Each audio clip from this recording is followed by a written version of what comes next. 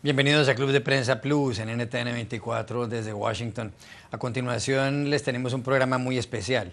Se trata del foro que tuvo lugar muy recientemente en el Centro de Estudios Estratégicos e Internacionales, aquí en la capital de Estados Unidos, el CSIS por sus siglas en inglés, uno de los tanques de pensamiento más importantes norteamericanos, titulado México en la encrucijada, y es un análisis sobre la situación de ese país clave para América Latina y para el mundo, y sobre todo un análisis en vísperas de que el próximo 6 de enero llegue a la capital estadounidense Enrique Peña Nieto, el presidente mexicano. Tomaron parte en este foro organizado no solo por el CSIS, sino con el apoyo del diario El País de Madrid y del Club de Prensa de NTN 24. En primer lugar, el señor Carl Meacham, director del programa para las Américas de ese tanque de pensamiento. Estuvo también Jan Martínez Arens, experimentado periodista español, corresponsal jefe del diario El País en Ciudad de México. Estuvo José Miguel Vivanco, el director para las Américas de Human Rights Watch, la ONG estadounidense. Y también José Díaz Briceño, periodista mexicano, corresponsal en Washington de Mundo Fox. Y finalmente Muni Jensen, analista política de Club de Prensa de NTN 24. No se pierdan este foro, que realmente vale mucho la pena.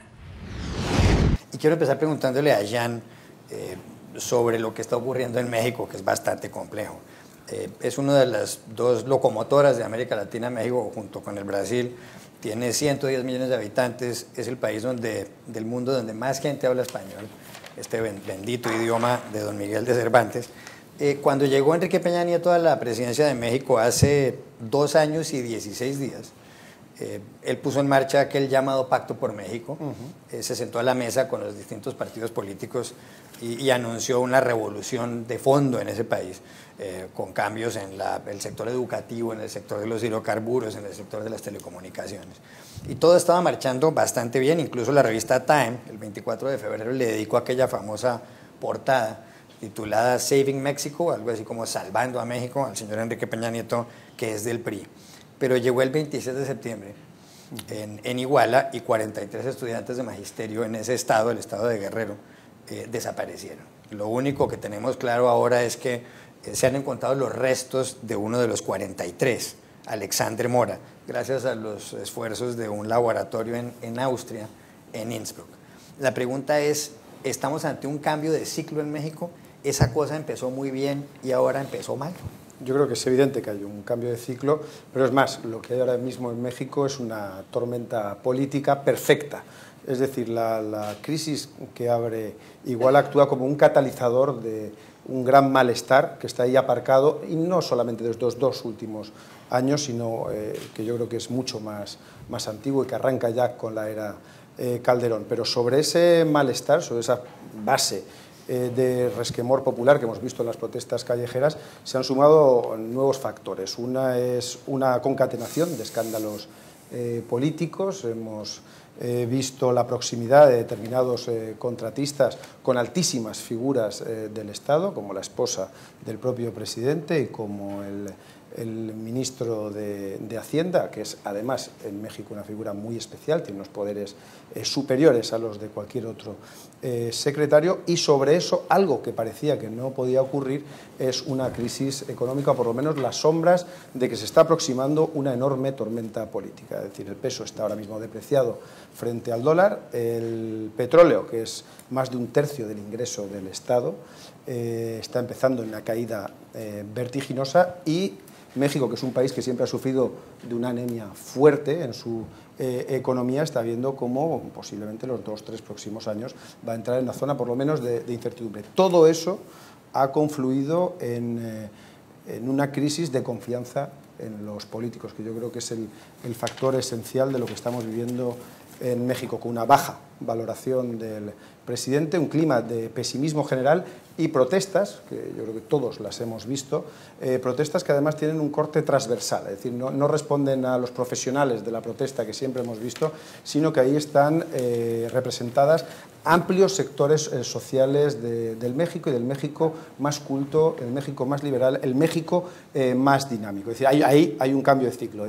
Ese sueño de una edad de oro que se tuvo y que se alimentó durante 2 años, y que yo creo que era un sueño positivo, ha llegado a su fin y ahora lo que queda es una realidad que es dura, una realidad que además viene acompañada de malos presagios económicos, lo que es muy importante, y ante la que la ciudadanía pide respuestas. Y esto yo creo que es quizá otra de las claves de la crisis que estamos viviendo en México. Esta es una ciudadanía que no es igual a la de otras crisis, no es igual a la de Tlatelolco del 68 o la de Aguas Blancas en el 95. Es una sociedad altamente informada, con un periodismo muy mejorado, con unas redes sociales con una fortaleza inmensa.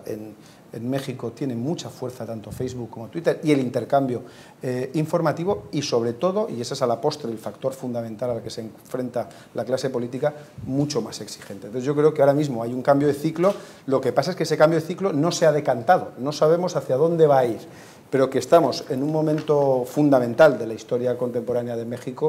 Yo creo que es algo que cualquier observador que esté 2 o 3 días en el DF, le basta con ir ahí, hablar con la gente, hablar en las calles, ir a los bares, verá cómo ha habido un cambio de ánimo y un cambio de perspectiva que yo creo que puede ser entendido como una oportunidad también para México. José Miguel, hay algo curioso, y es que en los últimos 2 o 3 años hemos oído hablar mucho de desaparecidos en México. Hay miles de desaparecidos en México. Se han destapado una cantidad de fosas comunes donde aparecen 20, 30, 40 personas. ¿Por qué lo de Iguala fue distinto? ¿Qué fue lo que cambió?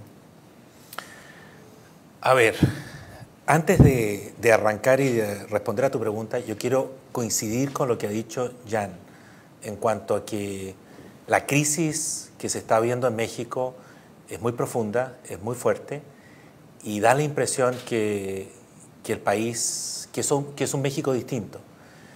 Lo que a mí no me da la impresión que esté ocurriendo es que el gobierno federal actual, el gobierno de Peña Nieto, entienda eso. En otras palabras, mi impresión es que la distancia entre el liderazgo y el gobierno de Peña Nieto y lo que ha ocurrido en el subsuelo es todavía mayor que la que existía antes de la crisis detonada por lo de Iguala. Lo de Iguala es, la verdad es que yo no conozco un caso de esa magnitud en México, ni siquiera en Chiapas. Yo estuve en Chiapas, durante el levantamiento zapatista, hicimos investigaciones en esos años.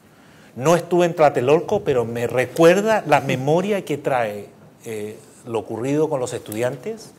Es eso, es Tlatelolco, es decir, es el abuso absolutamente fuera de control que puede afectar a un grupo importantísimo. No son 4 estudiantes, son 40 estudiantes, ¿no? que además son secuestrados, digamos, primero les disparan y abusan de ellos, pero luego los secuestran agentes de la policía, no uniformados, ¿no? Locales, a 100 metros de un destacamento militar, cuya misión es justamente velar por la seguridad y por el orden público. Sin embargo, aparentemente no hicieron absolutamente nada. Digo aparentemente porque hay algunas publicaciones recientes, específicamente una de Proceso, que sugiere que habría algún grado de participación de estos militares en esos hechos. No lo sé. Lo cierto es que la actitud demostrada por el presidente, por el gobierno, creo que además es muy reveladora y genera gran parte de la ira colectiva en México, porque fíjate que el presidente demora 4 días en reaccionar frente a lo de Iguala, y las declaraciones que hace es que este es un problema de Iguala y que las autoridades locales no pueden esperar del gobierno federal que el gobierno federal asuma o sustituya las responsabilidades de las autoridades locales. En otras palabras, un presidente que reacciona tarde y que reacciona para deslindar responsabilidades, ¿no? Para tomar distancia, más bien. Y solo cuando esto se convierte en un escándalo internacional, ¿no? Y también donde los medios nacionales empiezan a hacer las investigaciones, es que el presidente empieza a modificar sus posiciones. Yo creo que el caso de Iguala es difícil encontrar un caso más dramático, más grave que ese.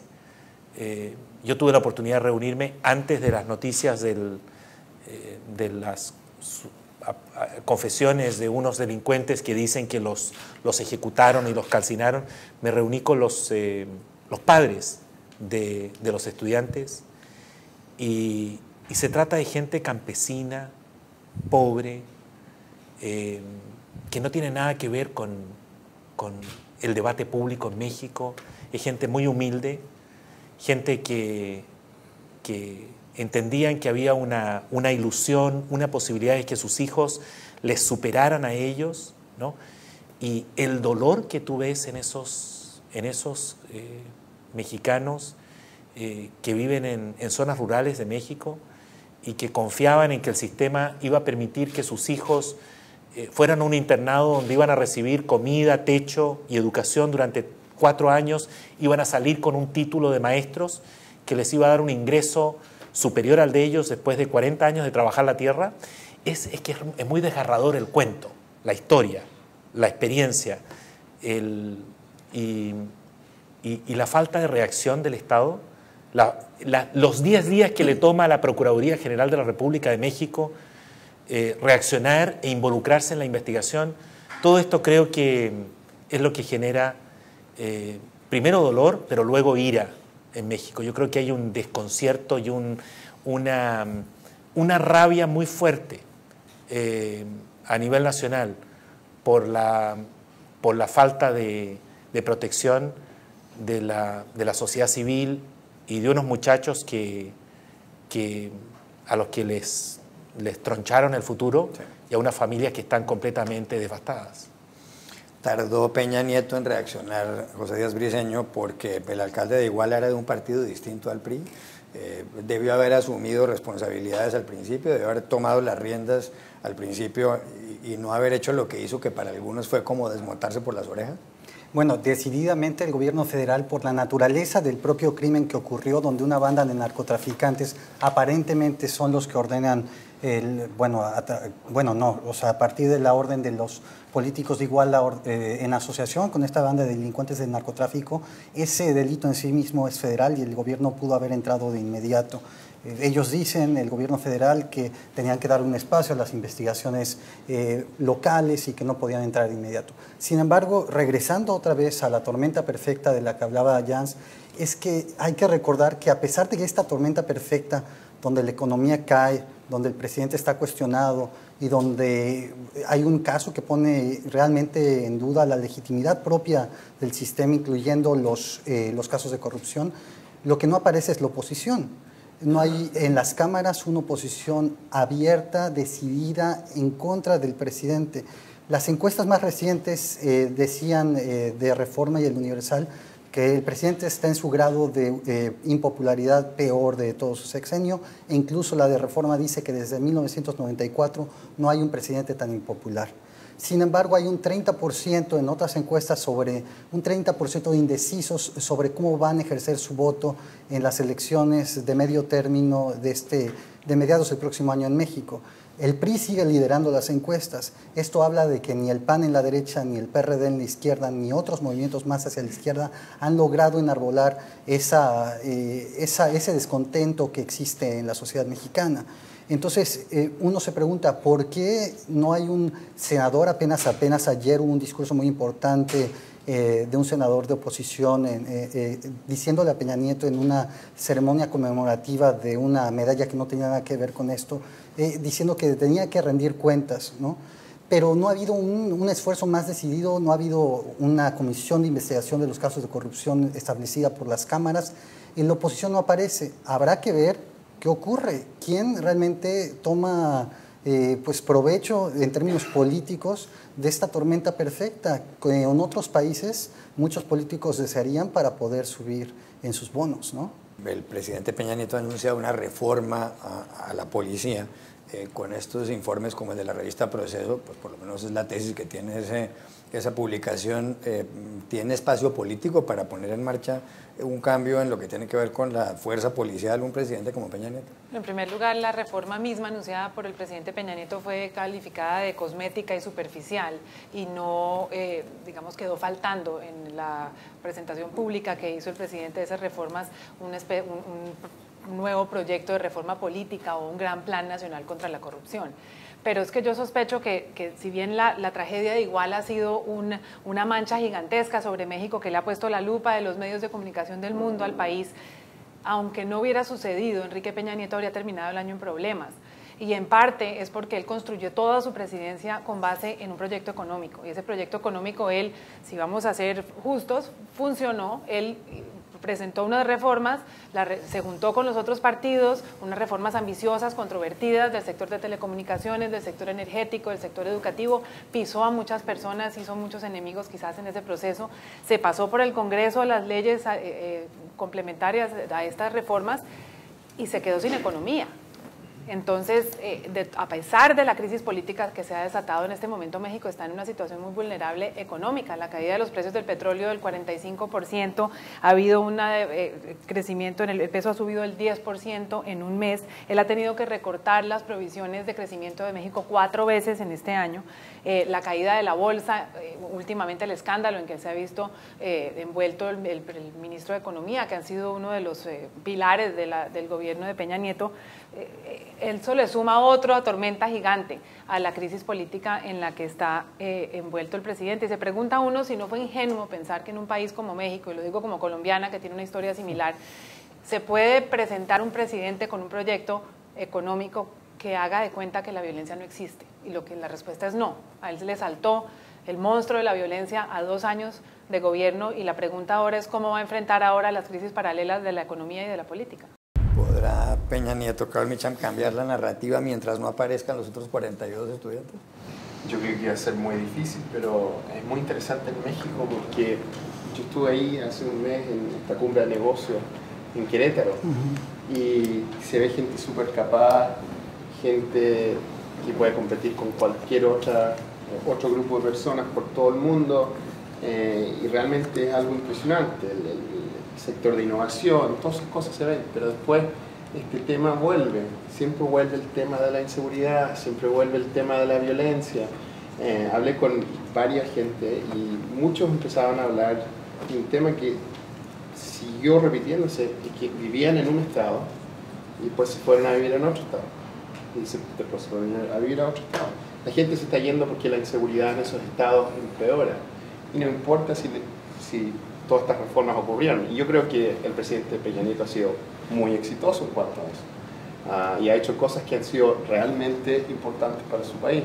Pero sin lidiar con los temas de inseguridad, yo creo que México pega un tope en cuanto a lo que puede hacer. Y van a tener que taclear o confrontar estos temas ahora. Ojalá que pueda, pero se ve muy difícil ahora porque no es popular.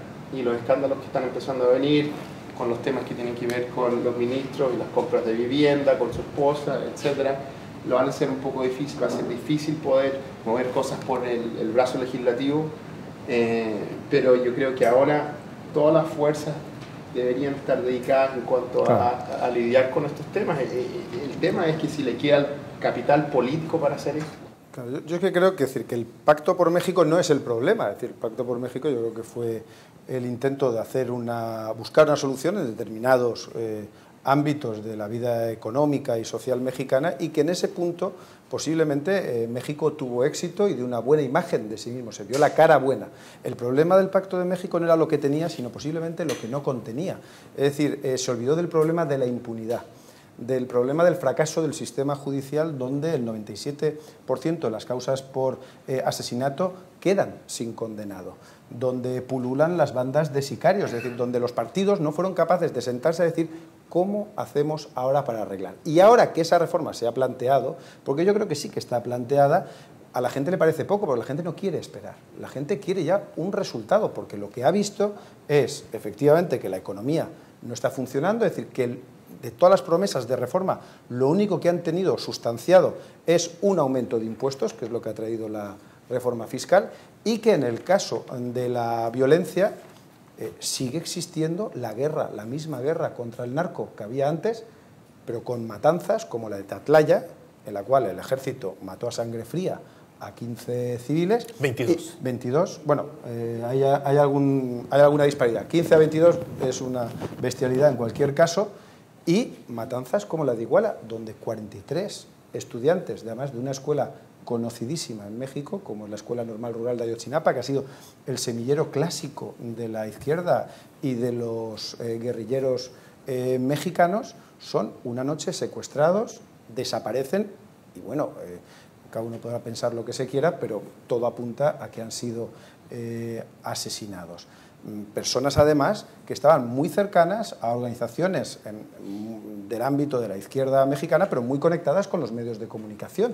Es decir, que no viven en el mundo misterioso o evanescente de los inmigrantes indocumentados que van hacia Estados Unidos y que continuamente aparecen en fosas, sino que son gente con nombre, con apellidos, y que hay que recordar que en el segundo ataque de Iguala, de esa misma noche, ya están llamando a periodistas que acuden.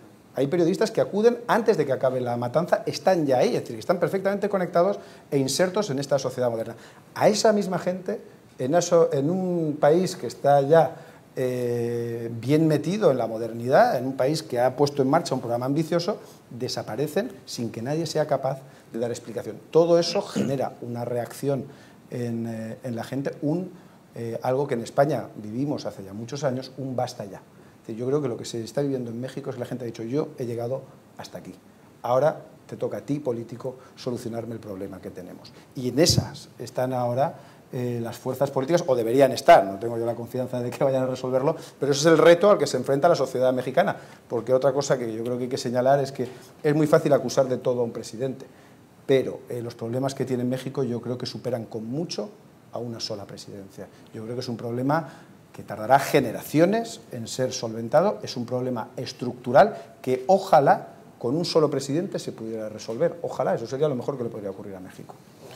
Un comentario de lo que acaba de decir Jan, me parece muy importante. Él alude a la masacre de Tatlaya. Es una matanza que comete el ejército de México y que afecta a 22 civiles el 30 de junio de este año, 30 de junio. Pero tiene un detalle muy importante. El ejército, la Secretaría de la Defensa, miente durante casi 3 meses. No solo la Secretaría de Defensa, el gobernador del Estado de México miente, donde se produce eso. El procurador, la máxima autoridad, miente. Y todos ellos, coludidos, sostienen pública y repetida y reiteradamente que allí lo que hubo fue un enfrentamiento entre unos delincuentes y el ejército, donde de un lado murieron todos y del otro lado ninguno, ¿no? Si no es por la investigación de periodistas, primero de AP y luego de la revista Esquire, y luego las exposiciones que hacen algunas organizaciones de la sociedad civil, no habríamos conocido la verdad. Y transcurren prácticamente 3 meses montados en esta mentira, ¿no? Para que luego reconocer que aquí lo que hubo fue un ajusticiamiento. Cuando yo le pregunté al Procurador General de la República de México, el señor Murillo Caram, en qué estaban las investigaciones de Tatlaya, y me dio una explicación que, bueno, que había ahí unos 8 soldados que, en fin, responsables de esos hechos. Y le pregunté: ¿y cómo van las investigaciones sobre el encubrimiento? Porque aquí evidentemente hay 2 crímenes, la masacre y el encubrimiento. Me dijo: ¿qué encubrimiento? Ahí yo no veo ningún encubrimiento. Yo dije: pero ¿cómo es posible si ahí el procurador, el gobernador, el informe de la Comisión Nacional de Derechos Humanos dice que incluso había 2 o 3 mujeres que se salvaron, pero que las torturaron, las obligaron a sostener que hubo un enfrentamiento cuando los hechos había un ajusticiamiento? Me dijo: yo no veo en eso ningún encubrimiento. Al único que estamos investigando por encubrimiento es a un teniente, ¿no? Así que, o sea, ¿un teniente tuvo la capacidad para engañar a todo un país? ¿El teniente que estaba allí? Él elaboró el comunicado y sostuvo y se mantuvo durante 3 meses que había habido un enfrentamiento.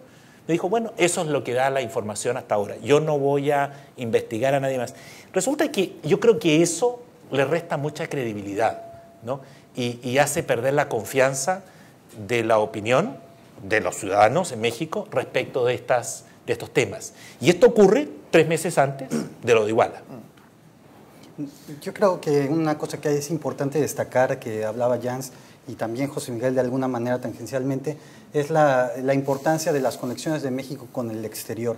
México es una sociedad mucho más abierta a la de hace 20 años y estos escándalos que son gravísimos, tanto Tlatlaya como Ayotzinapa, pero el propio conflicto de interés, posible conflicto de interés al que se acusa al presidente, a la esposa del presidente y al ministro de Finanzas, ganan mucha más atención por la presencia, por ejemplo, de un vasto contingente de prensa internacional en México. México es uno de esos destinos a donde los medios internacionales acuden y tienen una vasta presencia. Los periódicos estadounidenses, por ejemplo, todos los grandes tienen corresponsales de planta, las agencias internacionales tienen también una planta importante. Obviamente el país tiene un centro muy importante desde donde se produce la edición América y las conexiones también, por ejemplo, de los inmigrantes mexicanos que viven en Estados Unidos, que quieren conocer noticias de México, obligan a medios como por ejemplo los medios en español en Estados Unidos, Univisión, Telemundo, Mundo Fox, a tener presencia allá. Entonces, las conexiones de un mundo globalizado hacen que el gobierno tenga que responder y no encerrarse en un huevo, porque esa no va a ser ni siquiera una manera de solucionar una crisis de relaciones públicas como muchos sugieren dentro del gobierno, que es la que vivimos. El historiador Enrique Krause decía en un artículo de opinión en el New York Times diciendo que el primer paso para salir de esta crisis, en particular refiriéndose a la cuestión del conflicto, del posible conflicto de interés por la casa que se le adjudica a la primera dama, es que el presidente pida perdón. Y entonces un articulista del diario Reforma, Jesús Silva Herzog Márquez, le dice, el perdón no es suficiente, se necesita rendición de cuentas. Y creo que de alguna manera lo que la sociedad mexicana quiere ver en principio es algún tipo de rendición de cuentas efectivo. Y serviría que el presidente Peña Nieto pidiera perdón, como dice Krause, porque hoy en día todos los políticos, los gobernantes piden perdón y perdón y perdón y no castigan a nadie. Alguien decía, el propio Silva Herzog Márquez, este articulista de Reforma, decía, nosotros ya tuvimos un presidente a principios de los 80 que pidió perdón por la devaluación del peso, el señor López Portillo, lloró ante la Cámara de Diputados, fue un ridículo total y sin embargo el pillaje continuó. Lo que no sirve es que no pida perdón. Es decir, no es que sea una condición necesaria y suficiente, pero sí que es necesaria por lo menos para poder encauzar el camino, un reconocimiento de errores. Uno se pregunta por qué no hay una crisis de gobierno en México cuando parece un país que tiene todas las circunstancias dadas para que se produzca un cambio, por lo menos en algunos altos cargos, no porque lo hayan hecho bien o mal, sino básicamente porque la gente ya no confía en ellos. Entonces, la política te lleva a que sí, tu interlocutor político no tiene la credibilidad de la ciudadanía, lo tengas que cambiar para recuperar, incluso por interés propio, esa credibilidad. Eso no se está haciendo y la formulación que se ha buscado, que es la del anuncio de una nueva agenda presidencial con reformas que yo creo que en otro tiempo habrían asombrado al mundo, porque disolver toda una policía, 180.000 agentes, no es poca cosa. Disolver ayuntamientos tampoco es poca cosa. Hacer un plan de ayuda al sur, que siempre ha estado olvidado, tampoco es poca cosa, pero ahora todo lo que tú hagas es insuficiente y sabe a poco. ¿Por qué? Porque no hay una cristalización de medidas claras. La gente no quiere ya promesas, la gente quiere hechos. Y uno de esos hechos, aparte de la petición de perdón, que por lo menos sería un reconocimiento de errores in extenso, es una crisis de gobierno, que es normalmente la fórmula que por lo menos en los países occidentales se utiliza. El gobierno no lo ha hecho y ahí hay una paradoja política que es muy interesante de analizar. No lo ha hecho y, como tú referías, no le está yendo mal en las encuestas. Es decir, Claro, ahí hay un fenómeno interesante. Es decir, el primer partido en las encuestas sigue siendo el PRI. ¿Y no será porque los otros también tienen unas crisis enormes de Efectivamente. prestigio? O sea, el alcalde de Iguala era del PRD, Ahí está. otros políticos que tienen unos escándalos de corrupción, el PAN todavía trae recuerdos de Calderón, es decir, aunque en papel el clima parecería perfecto para un nuevo líder, una especie de Podemos mexicano, eso no existe porque los partidos propiamente tampoco están dando la esa vieja máxima del ganar perdiendo, ¿no? Es decir, el PRI está en una fase de erosión fortísima, eso es evidente, pero sus contrincantes están mucho peor. El PRD, que mantuvo al gobernador de Guerrero, que permitió la entrada en sus filas del alcalde de Iguala, que nombró consejera estatal a la esposa del alcalde de Iguala, que iba a ser también candidata a la alcaldía, y que, por lo que dice la propia información oficial, eran miembros orgánicos del cártel de Guerreros Unidos, que es uno de los más sanguinarios que hay en México. Y el PAN, porque no tiene líder, tiene un líder desaparecido, Gustavo Madero, desapareció hace 2 o 3 meses, y además activa en el recuerdo del votante, activa el recuerdo de la guerra sucia, que eso les va a durar, yo creo que décadas. Pero quiero volver a lo del perdón. Parece que hay una crisis de confianza y credibilidad. Yo diría que más que nada se necesita gestiones claras, ¿no? Y ustedes han visto cómo han hecho promesas en el pasado, ¿cierto? O sea, ¿cómo se va a poder ir de la situación en que están ahora, crear una credibilidad, una confianza, marcar con hechos y cambiar la situación, cambiar cómo el gobierno es vista por el pueblo? Esto de los escándalos realmente ocurre en un momento terrible, porque ahora esta misma gente que quiere hacer cambio no tiene la credibilidad del pueblo, ¿cierto? Pero uno, y te pregunto a ti, José Miguel, ¿qué es lo que se necesita en cuanto a una gestión? Y como tú estás en México, y qué en realidad pueden hacer. O sea, el tema del perdón, ya llega el perdón, ya tomo responsabilidad como gobierno por todas las cosas que han hecho. ¿Se calma eso con que renuncien 2 ministros? Claro, ¿qué es lo que tienen que hacer? Yo creo que, es posible que haya un cambio de gabinete, es probable, ¿no? El próximo año. Pero si el presidente hiciera un acto de contrición, ¿no? Ya que estamos entrando en una jerga casi religiosa, digamos, ¿no? Aunque todavía no estamos en Semana Santa, pero se acercan algunas festividades. Yo soy muy escéptico de todo eso. Yo creo que, como dice Jan también, creo que las condiciones del país ya no alcanzan probablemente para eso. En otra época probablemente, pero se ha erosionado demasiado la confianza.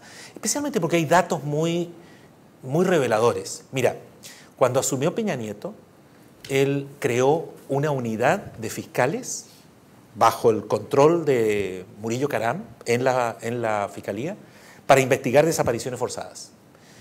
De hecho, nosotros, y yo personalmente, colaboré con esa unidad entregando la información de casos concretos de desapariciones, que es lo que estamos discutiendo ahora en Iguala.